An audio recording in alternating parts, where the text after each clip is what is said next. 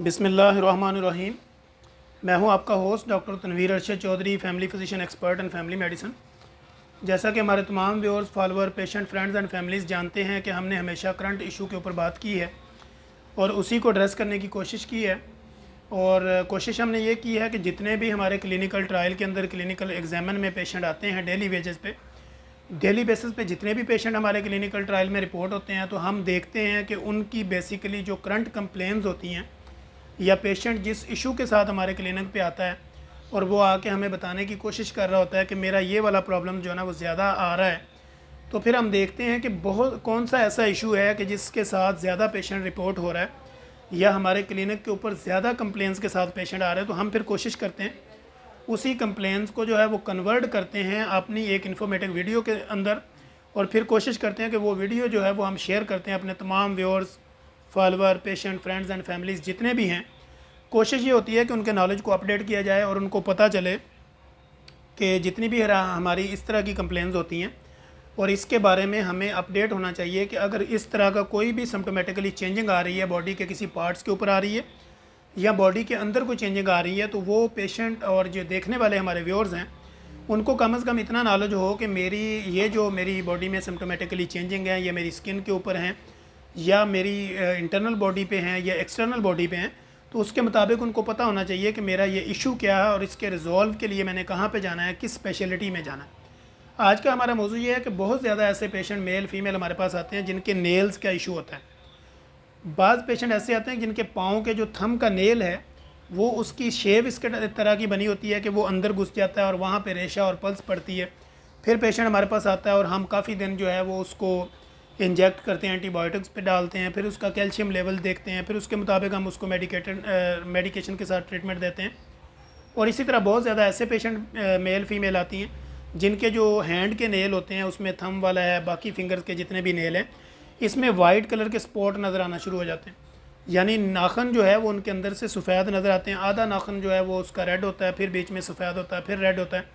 और इसी तरह नेल के जो आगे वाले फ्रंट वाले कॉर्नर्स होते हैं उनमें भी बाज़ दफ़ा वो इस तरह के होते हैं कि या तो खुद ही टूट रहे होते हैं या पेशेंट आके हमें बताता है कि ये देखें मैं एक नेल के ऊपर दूसरा रख के अगर दबाती हूँ या मैं इसको दबाता हूँ तो ये फ़ौरी से टूट जाता है। और ऐसी कंडीशन में जब हम पेशेंट को देखते हैं, उसका फ़िज़िकली मुआयना करते हैं या पेशेंट की कंप्लेंट्स को देखते हैं या उसकी करंट सिचुएशंस को देखते हैं, तो ऐसी कंडीशन में पेशेंट जो है वो कैल्शियम डेफिशिएंट होता है, विटामिन डी और कैल्शियम की कमी होती है, मिनरल्स और जिंक की कमी होती है, जिसकी वजह से पेशेंट के नेल जो है वो उसमें स्पॉटिंग हो रही होती है, वाइट कलर के हुए होते हैं या वो टूट रहे होते हैं एक्स्ट्रा। इस तरह जब पेशेंट अपने नेल्स को काट रहे होते हैं तो काटते वक्त भी वो प्रॉपर इस तरह का ख्याल नहीं रखते कि हमने इसको किस शेप में काटना है। वो जहाँ पे लगता है वो काट देते हैं, फिर उसका कोई शेव नहीं प्रॉपर बनाते। उसमें जब नेल दोबारा नए सिरे से आता है तो उसकी शेव इस तरह की बन चुकी होती है कि वो आपकी फ़िंगर के अंदर जो आपके मसल्स हैं या इनके साथ स्किन के अंदर वो जाके घुस जाता है और वहाँ पे जो है वो इन्फेक्शन पैदा होना शुरू हो जाती है, क्योंकि बाहर से जितने भी फॉरेन बॉडी आपके नेल्स के अंदर स्टोर होती हैं या जिसमें डस्ट है या आपने उसको किया, ड्राइनेस होगी नहाते हुए, उसके अंदर शैम्पू या साबुन का रुक जाना, तो वो सारी चीज़ें जो है ना वो इस एरिए को इन्फेक्टेड कर देती। इन्फेक्टेड करने से क्या होता है कि वो नेल जो है उसके नीचे वाली स्किन आपकी डैमेज होना शुरू हो जाती है और पेशेंट को तकलीफ़ होती है, या तो उसको इचिंग शुरू हो जाती है या वहाँ पे पस पड़ जाती है, या पेशेंट दबाता है तो वो कहता है कि मेरे यहाँ पे जो है ना वो पिंपल टाइप बनना शुरू हो गए, एब्सेस बनना शुरू हो गए नेल के कॉर्नर वाले हिस्सों पे। तो ऐसी कंडीशन पे हम पेशेंट को फिर वो कैल्शियम सप्लीमेंट भी साथ शुरू करवाते हैं, एंटीबायोटिक्स भी देते हैं, एंटी एलर्जिक भी देते हैं और भी उसकी हिस्ट्री के मुताबिक पेशेंट को हम ट्रीट करने की कोशिश करते हैं। तो फिर हमने ये सोचा कि हम अपने व्यूअर्स के साथ ये डिस्कशन करें कि ऐसा होता क्यों है। आपके पाँव के नेल्स हैं या पाँव का थंब वाला नेल्स है या बाकी फिंगर वाले नेल हैं, जब भी आपने काटना कोशिश करें कि जब आपका नेल थोड़ा बढ़ जाए और उसके अंदर डस्ट वगैरह चली जाती है तो कोशिश करें उसको प्रॉपर जो है वो नेल कटर के साथ उसकी एक शेप बनाएं और उसको साइडों से उसको इस तरह प्लेन करें कि उसके जो कॉर्नर हैं वो आपकी स्किन के अंदर ना घुसें।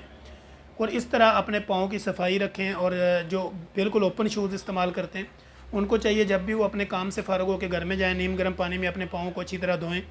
और इस तरह जो है वो पेट्रोलियम जेली जो है वो उसका इस्तेमाल करें, अपने नेल्स के कॉर्नर वाले हिस्से पे करें, फिंगर के दरमियान में करें, ताकि आपकी जो वहाँ पे स्किन है वो सॉफ्ट रहे और इसमें कोई भी तरह का फॉरेन बॉडी जो है वो आपके नेल्स के अंदर स्टोर ना हो और इस तरह जो है वो आपको नेल इन्फेक्शन ना हो। और नेल इन्फेक्शन से फिर आप देखें जब आपके वो स्पॉटिंग होना शुरू हो जाती है या स्किन नीचे से डेड होती है वो फिर फंगल इन्फेक्शन में कन्वर्ट हो जाता है। तो फंगल इन्फेक्शन जब उसमें कन्वर्ट होता है तो फिर वो उस पर टाइम लग जाता है, फिर 4 से 6 हफ्ते 6 से 8 हफ्ते कंटिन्यूसली आपको मेडिकेशन करनी पड़ती है। सम पेशेंट ऐसे आते हैं जो इस ट्रीटमेंट को कंटिन्यूसली चलाते हैं, लेकिन कुछ पेशेंट ऐसे आते हैं कि वो 1-2-4 दिन मेडिसिन लेते हैं, उसके बाद छोड़ देते हैं। वो फिर बढ़ता बढ़ता इवन कि इतना इन्फेक्शन हो जाता है कि वो ऑपरेट तक सिचुएशन चली जाती है। इसी तरह आपके नेल के अंदर जो हैंड वाले आपके नेल्स हैं, इनके अंदर स्पॉटिंग शुरू हो जाए या टूटना शुरू हो जाए या नीचे उनके इन्फेक्शन शुरू हो जाए, तो बेसिकली ये फंगल इन्फेक्शन हो जाता है। इस तरह आपने कैल्शियम डेफिशिएंसी को भी पूरा करना और फंगल इन्फेक्शन को भी ट्रीट करवाना होता है। तो हम इसकी मेडिकेशन के लिए हमारे तमाम व्यूअर्स को, जितने भी हमारे विजिटर्स हैं, उनको यही गाइडलाइन देते हैं। एक तो आपने पानी ज़्यादा पीना है और विटामिन सी वाली कैल्शियम बूस्ट वाली चीज़ें ज़्यादा आपने लेनी है। इस तरह आपने कैल्शियम सप्लीमेंट वगैरह अपनी बॉडी में ज़्यादा यूज़ करने और नेल की प्रॉपर सफाई रखनी है, और उनको जब तराशना है, काटना है, तो प्रॉपर तरीके से उसकी शेप बनानी है और प्रॉपर तरीके से काटना है। इसी तरह जब आप नहाते हैं या कोई भी ऐसा काम करते हैं जहाँ पे आपके नेल की यूज़मेंट होती है, तो कोशिश करें नेल के अंदर से सफाई करें। अगर थोड़ा सा बड़ा हुआ तो उसको काट के प्रॉपर उसको साइडों से उसकी गोलाई करें, उसके कॉर्नर जो है वो आपकी स्किन में डिप ना हो। तो ऐसा करने से आपके नेल की हिफाजत हो सकती है, आपके नेल भी खूबसूरत रहेंगे और उसमें जितनी भी डेफिशिएंसी है वो भी पूरी रहेगी और आप फंगल इन्फेक्शन से भी बच जाएंगे। तो हम इंशाल्लाह कोशिश करेंगे कि नेक्स्ट एपिसोड में एक नई इन्फॉर्मेटिव वीडियो के साथ दोबारा आप लोगों के लिए हाज़िर होंगे। तब तक के लिए इजाज़त दीजिए। अल्लाह हाफिज़।